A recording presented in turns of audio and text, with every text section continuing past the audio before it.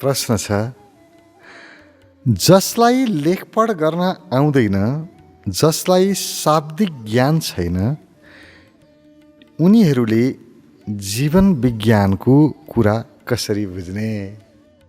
जसलाई लेखपढ गर्नै आउँदैन, कुनै ज्ञान छैन, उनीहरूले शास्त्र कसरी बुझ्ने? प्रवचनमा भनिएका ती भारी भारी शब्दहरूको अर्थ कसरी बुझ्ने? उनीहरूले आफूलाई कसरी अगाडि बढाउन सक्छन् होला? सुन्दर प्रश्न छ। हेर्नुहोस्, दुई प्रकारको ज्ञान हुन्छ। एउटा शब्दबाट प्राप्त हुने ज्ञान। शब्दमा अर्थ लुकेको छ कि शब्द आफैमा केही पनि होइन, त्यो शब्दमा कुन भाव, कुन अर्थ प्रक्षेपण गरिएको छ भन्ने कुरा हो।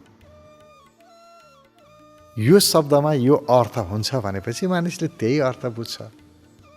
शब्दमा त आफै केही पनि छैन, शब्दभित्र जुन अर्थ हामीले प्रक्षेपण गरेका छौँ त्यो महत्त्वपूर्ण छ। त्यसकारण शब्द भन्ने बित्तिकै व्यक्तिले त्यसलाई अर्थ अनुभव गर्छ, अर्थ बुझ्छ। त्यसै शास्त्रहरू छन्, शास्त्रमा हामीलाई धेरै कुराहरू सिकाइएको छ, बाटो देखाइएको छ। त्यसले हाम्रो जीवनलाई अगाडि बढाउन सहज हुन्छ, सरल हुन्छ। शास्त्रीय ज्ञान महत्त्वपूर्ण छ, तर त्यो भन्दा पनि महत्त्वपूर्ण छ अनुभवको ज्ञान, अनुभूतिको ज्ञान।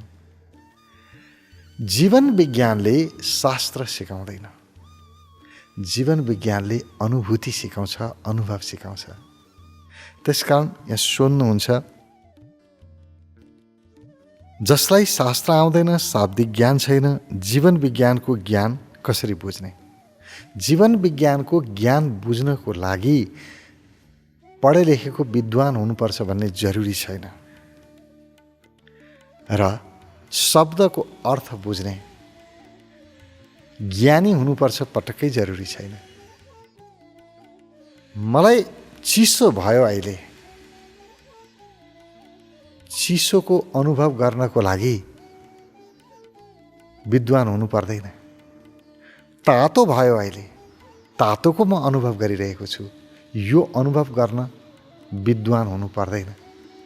कसैले केही भन्यो, मलाई चित्त दुख्यो, चित्त दुखेको अनुभव गर्न विद्वान या अविद्वान भइरहनु पर्दैन। जसको पनि चित्त दुख्छ, जसलाई पनि पीडा हुन्छ, शारीरिक पीडा, मानसिक पीडा, यी पीडा अनुभव गर्नको लागि शाब्दिक ज्ञान चाहिँदैन। यी सबै अनुभूतिका ज्ञान हुन्, अनुभवका ज्ञान हुन्। जीवन विज्ञानले जीवन सिकाउँछ, अनुभूति सिकाउँछ, अनुभव सिकाउँछ। जीवन विज्ञानले अनुभूतिबाट आफूलाई जान्न सिकाउँछ, आफूलाई चिन्न सिकाउँछ। आफूलाई जान्न, आफूलाई चिन्नको लागि शास्त्र पढेर सम्भव छैन। शास्त्र पढ्यो भने शास्त्र जान्न सकिन्छ, आफूलाई जान्न सकिन्न।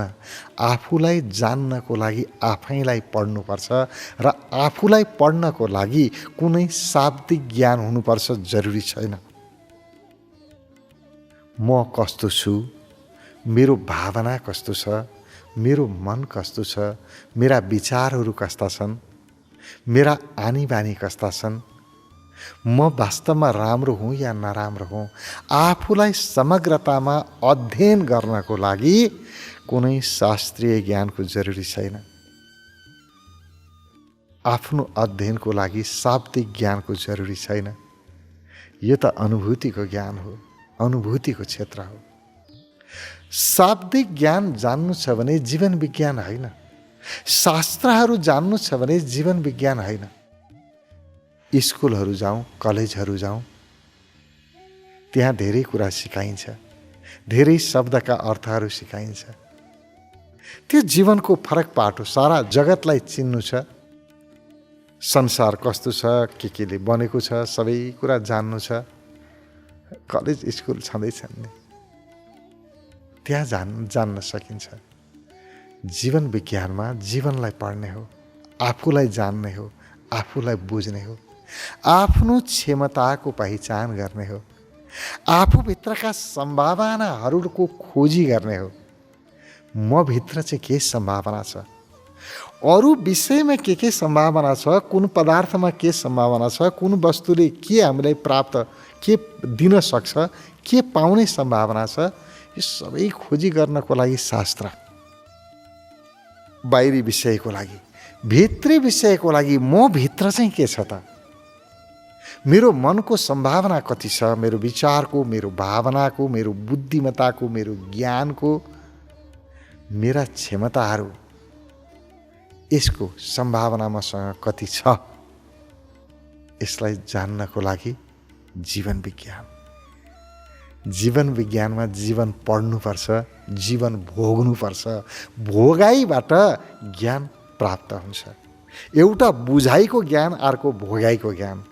बुझाइको ज्ञानको लागि बाहिरी जगत, भोगाइको ज्ञानको लागि जीवन जगत। जीवन भोगाइ हो, त्यसकारण भोगाइको ज्ञान, यसैलाई हामी भाव भन्छौँ। भाव भनेको यतिखेर मसँग जे छ, पूर्णतामा काम गर्ने, आफूसँग जे छ त्यसलाई जान्ने, आफूसँग नभएको बाहिरको कुरा होइन। जसले आफूसँग भएको कुरालाई समात्यो त्यसले सारा जगतलाई आकर्षित गर्न सक्ने क्षमता पनि समात्छ। किनभने जे पनि प्राप्त हुन्छ हाम्रो क्षमताबाटै प्राप्त हुन्छ, आफ्नो सिपबाट प्राप्त हुन्छ, आफ्नो ज्ञानबाट प्राप्त हुन्छ। ज्ञानको अर्थ अनुभवको ज्ञानबाट प्राप्त हुन्छ।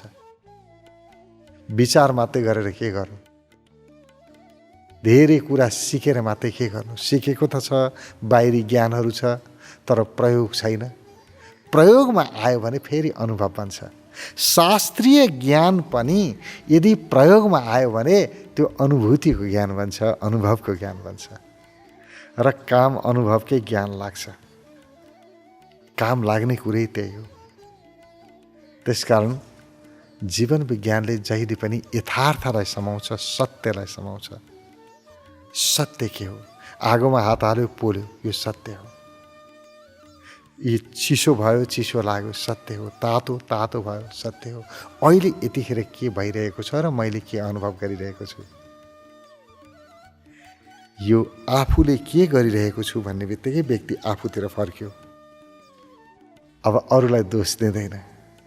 अरूले यस्तो गर्यो अनि मेरो जीवन बिगारिदियो, उसले गर्यो बिगारिदियो, यसले गर्दाखेरि भत्कियो, उसले गर्दा खाली अरूप्रतिको गुनासो छ नि, सकियो गुनासो। उसले त गुनासो गरे पनि आफ्नै क्षमतासँग गर्छ। ओहो मैले यहाँ गल्ती गरेँ, यहाँनिर मेरो क्षमता कम भयो, यहाँनिर मैले यो क्षमताको विकास गर्नुपर्ने रहेछ। आफ्नै गल्तीको कारणले मेरो जीवन बिग्रियो। अब मैले आफूलाई सपार्नु छ।